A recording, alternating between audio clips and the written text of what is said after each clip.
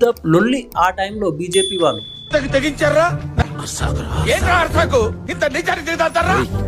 10,000 oats difference వస్తుంది ఈజీగా అన్ని ఓటర్ ఐడీలు ఫేక్ ఉన్నాయి దగ్గర.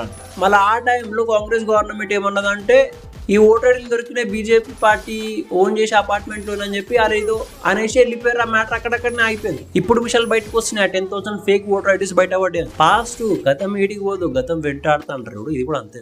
ఇప్పుడు ఓట్ చోరీ అని ఇంత లొల్లు అంటుండా, ఇంత లొల్లు అవుతుంది. నాకు అదే విచిత్రం ఏంటంటే ఈ ఓట్ చోరీ గురించి అదే రీసెంట్ గా వాయనాడ్ నుంచి ప్రియాంక గాంధీ పార్టిసిపేట్ చేసింది, గెలిచింది. రాహుల్ గాంధీ రాయ్ బరేలీ నుంచి పార్టిసిపేట్ చేసింది, గెలిచిండు.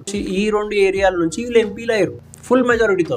బీజేపీ లీడర్ ఏమంటాడు అంటే ఈ పలానా ప్లేసెస్ లో ఈ రాయ్ బరేలీ అండ్ వాయనాడ్ లో కూడా ఓట్ చోరీలు అయినా, ఫేక్ ఓటర్ ఐడీలు ఉన్నారు, ఫేక్ అడ్రస్ లతో పీపుల్ ఉన్నారు అని చెప్పేసి. ये रायबरेली में हुए हैं। डायमंड हार्बर में 47 वोटर आईडी हाउस नंबर 189 के पोलिंग बूथ 131 पर